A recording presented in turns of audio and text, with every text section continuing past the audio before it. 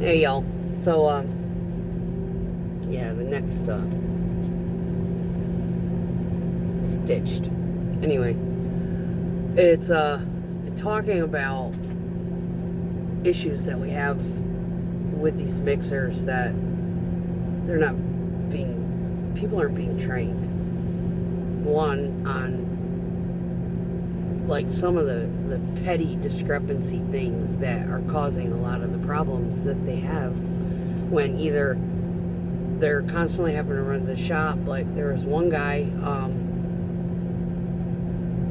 he's like, man, I broke that damn thing up there 3 times this week. And yeah, because you're nesting it wrong.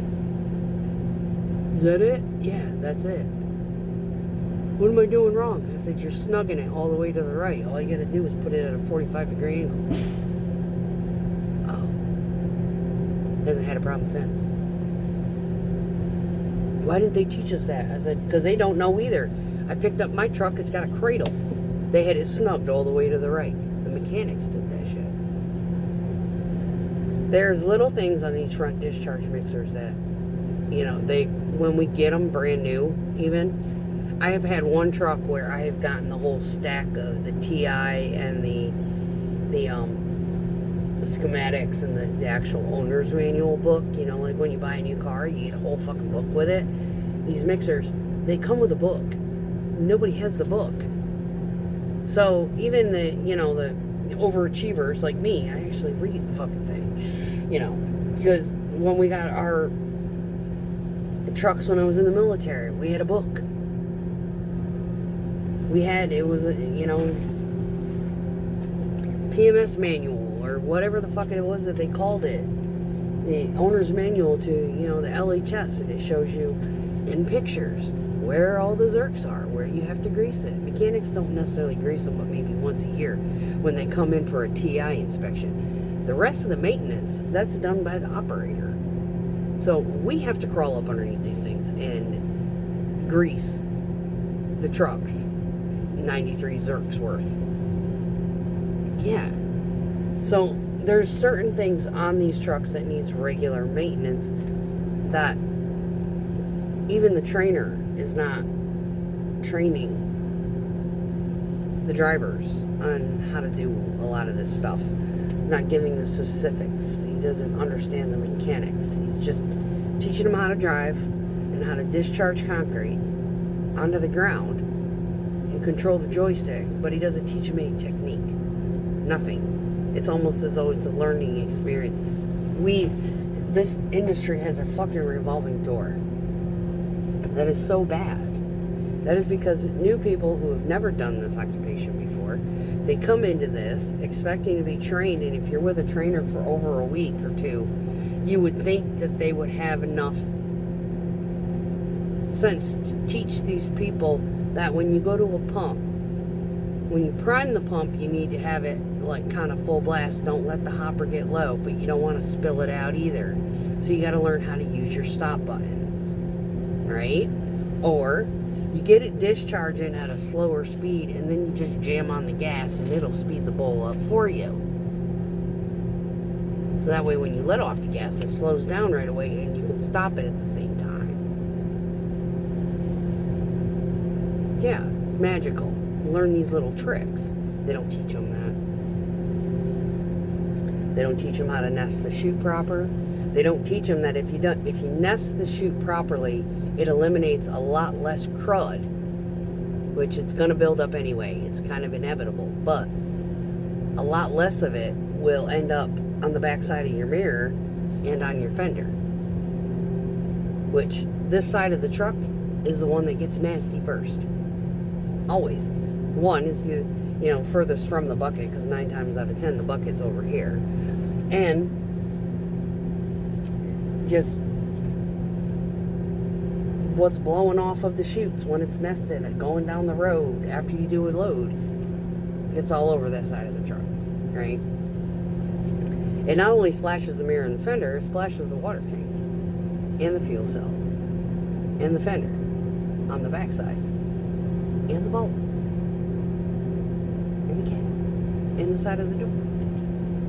Yeah, it's not just segregated those spots. So anyway, Yeah, I was just at a pump. I should have videoed the process of slowing down the flow in order to accommodate, and then just gassing it to speed up the flow to fill up the basket, but I didn't. So SOL on that one. Maybe I'll catch it on another one when I pulled up to the job, and after I'm slumping it, the tester comes up. I was like, does anybody know what the hell is going on? They could have said, hold up, don't slump it yet. You're going to get tested, and then you can do whatever you need to. You know, no. Nobody says that. It's like, well, you know, seeing nobody cares, I'm going to dump it in the pump, get it started, and then I'll drop it, you know, kind of thing for him. But anyway, yeah, it's silly stuff. I wasn't told that I needed a paper ticket when I went there. Didn't even think about it. I think I had one before. Every time I brought paper tickets to most jobs, they don't even take them. And if someone requests it, but they don't communicate that they have received them, that kind of crap. No communication whatsoever. So, there's an example of no communication. Yesterday, when I brought my truck over to the shop to get the damn Smart Hatch system taken off of it. This is the funniest shit ever. The mechanic is cussing. Bring that shit back. I don't need that thing. I've already got one already, and that one just got done. This one's got to get done. And no, I'll call him and let him know when I'm available to be able to take the system off, right? I was like, okay, I don't care. I'll take it back. Whatever. Right? So, in any case, I bring the truck back. He called the dispatch and told him, no, I don't need her truck right now. Right? Take it back, I park it. I go home. This morning, I get a text message from the damn dispatcher. Which truck are you in? I said, the one. My truck. Oh, yeah. He said he'd call you when it is, he's available to do it. Right now, he's got the one truck. They did that one yesterday. He's got dude's truck. He's driving a piece of junk. I think he's heading over there to go pick his up. And then there's 1, 2, 3, 4. I think there's 5 trucks that have this system on it. And so, yeah. If anything, I'll be the last of them. Yeah, I think there's one up in Cross Plains that's got to come down here to get done, if I'm not mistaken. Anyway, so point being is that even if they communicate, they're not listening to understand or pay attention, take note of, note to self kind of thing. And a lot of these, the new drivers, they, everybody comes in deployment, they have these little underlying personal things that need to get, taken care of. And, you tell somebody or you communicate it and nobody takes note of it or makes arrangements and shit like that, and it gets people frustrated. Yeah, but maintenance on these trucks and just the operators' responsibilities of these mixers, a lot of the drivers, they're not aware of half of it. They're not getting trained on that. And that, being in this kind of line of work for so long, we had one guy, I think I told this story once. I might not have uploaded the video, but we had an individual. He's a horrible housekeeper. Now, I am no housekeeper. You've all seen my house. But he's a horrible housekeeper when it comes to his work truck. And he had come from a different establishment. And they did not train him on the do's and the don'ts and the standards and, whatnot. He applied. He passed the drug test. They put him in a truck and said, they didn't even give him a 2-day kind of like orientation to show him how each of the plants operate. They didn't give him a tour. You know, all right, you know how to operate one, but here's how things run. We're gonna go over to here. This plant, this is how things operate. We're going to this plant. This is how things operate. This is where all the product is. Take notes, you know, kind of thing. Just a grand tour of the region to let this individual know that, okay, one, this is how to get there. We'll give you a list of addresses just in case you forget. You know, not everybody can memorize that, but it'll look familiar once they get there, right? If they've done this shit before. Okay? Nope. Put him in a truck, loaded him, didn't show him how to operate the vehicle. As far as like all of the air and the water and the tank and, you know, all that, right? Claimed he'd been doing this, but didn't give him a rundown of how that truck operated. So I get to the job. I can't get my tank to pressurize. And I came through the door, across his lap, and pushed the button. Oh. He had no idea what that little icon looked like. What it meant. And then, same guy. He's at a job. A few months later, different truck. He's stuck. He didn't lock it in when he went over this fucking gravel pile and spun out, and it stalled his truck because they do that. Well, I pull up to the job behind him. I'm supposed to be the second truck on the job. I pull up behind him and he's panicking, right? And I called dispatch and I was like, he's stuck. Is his shop on the way? And he's like, yeah, he says it won't start. I was like, what? He's like, yeah, it won't start. I said, well, he's stuck. He's like, yeah, but it won't start. He got stuck and then it won't start. And I instantly knew. I got out of my truck, went over. I put it in neutral, pull the brake, make sure it's set. Now turn it over. Vroom. Brake's got to be set or the key won't turn. It will not start. Oh, I said, I thought you did this before. Well, I didn't know that. Everybody knows that. But that's okay. Finish. Do your thing. Went back to my truck and called dispatch and said, cancel the shop. He goes, what is that? I said, PEPCAC error. I said, what's that? It's a problem between computer and... Yeah.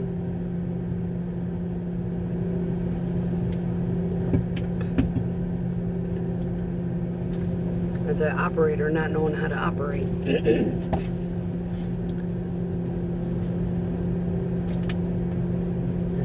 He said, he was trained. I said, the fuck he was.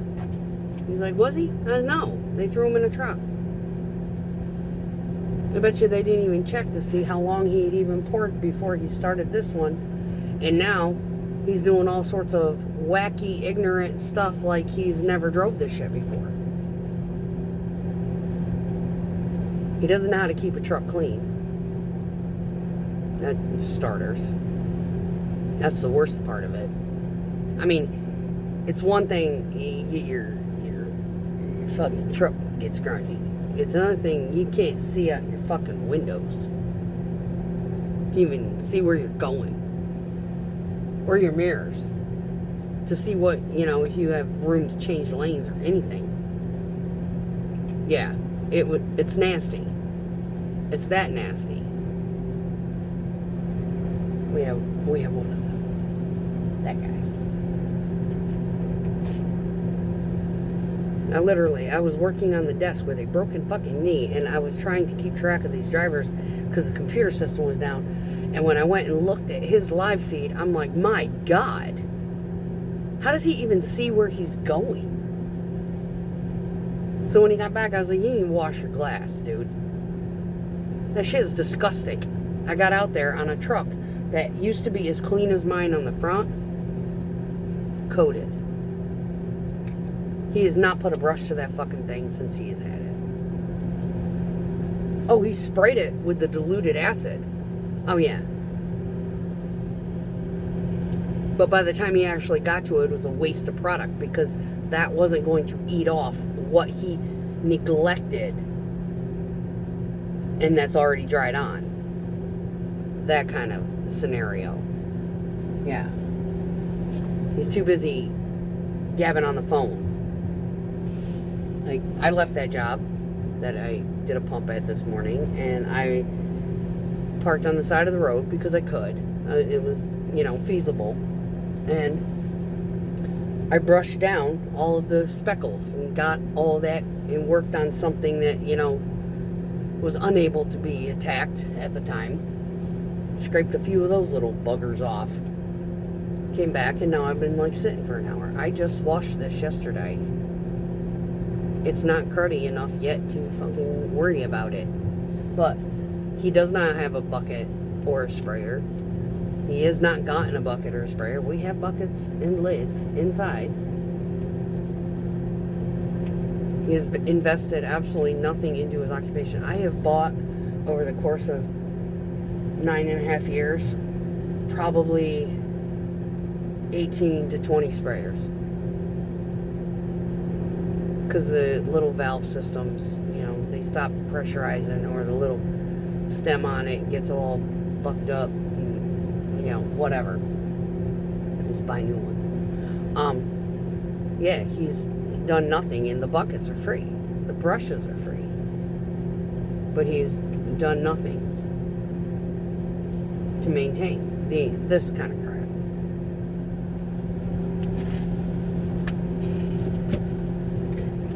And it, he wastes product. That's the fucked up part of it. He'll get in here and he thinks he can wash his fucked up shit the same way I wash my stuff, and it'll do it justice, and it doesn't. He's got to scrub and scrape and scrub and scrape. Me, I can spray the acid on. I just need to rub the brush on a certain couple of spots to get them clean, and rinse, treat with the conditioner, and then rinse.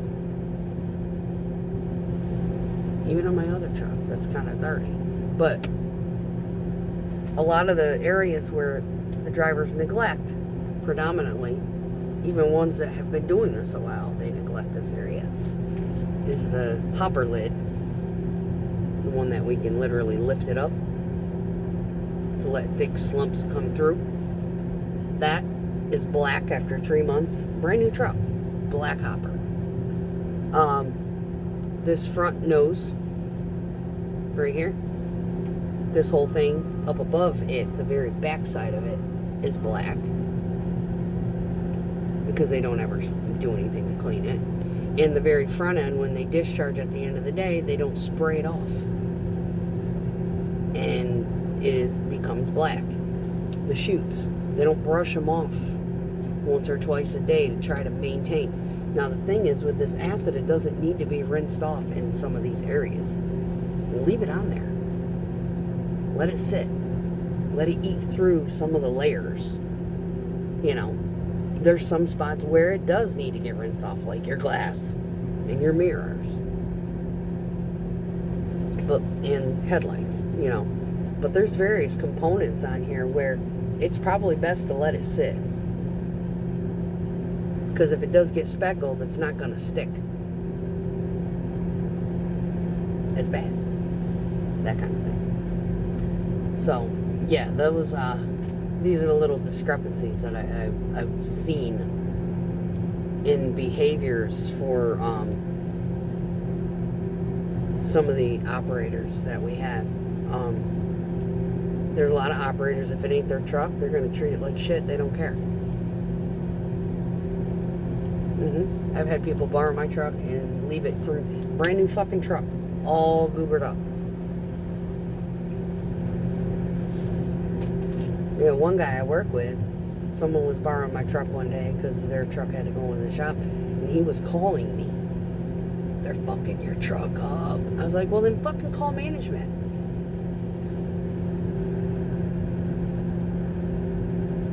He's like, I have. We still haven't done anything. It is all. She's not even washing it down. You know. Oh yeah, he went off.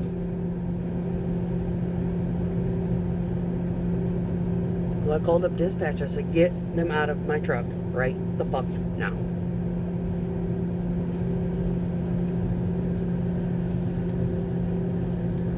Yeah, shit better be fucking clean when I get back. Because I was at a doctor's appointment. Yeah, my phone is blowing up. This guy. Your fucking truck is getting destroyed. They're not washing down after they load. Yada, yada, yada. I mean, like, yeah, I was getting a full, you know, play-by report. I mean, I'm not the best housekeeper when it comes to this kind of thing. I mean, my catwalk's nasty. Every truck I've ever had, I cannot keep that shit clean. I do not know how to do it. I cannot do it. But hopper stays white. These front things stay white. Chutes tend to get a little nasty depending on how busy the work schedule is. I try to maintain the mirrors, keep that silvery, and the tires. There's a little common element within mixer world. No matter how dirty a damn truck is, if your tires are clean, it looks clean. It's kind of true. So keep your tires clean. Keep your rims clean. Doesn't take much. Brush some acid, swirl it on there, rinse it off, and then get sprayer with aluminum bright in it. All you gotta do is spray it on there. Now you can rub it, you can brush it, and make it even better. But that aluminum bright getting put on there, it puts like a little coating film on there, and it keeps the dirt from and the silt from etching the metal. Yeah. You kind of got to do it on a regular. You don't got to do it every day. But every time you wash them and you get them really, really clean, spray that on, you can go a couple of weeks before you have to do it again. They don't get it. A lot of guys, they wash out after we get loaded. They don't even wash the rims. Yeah. It's gonna get dirty anyway. No, try to keep the shit down. It's like, these are people, I wonder what their toilets in their house look like.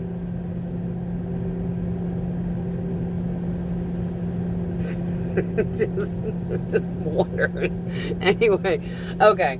I'm gonna let you go on this one, but yeah, this is a stitched variation of this one.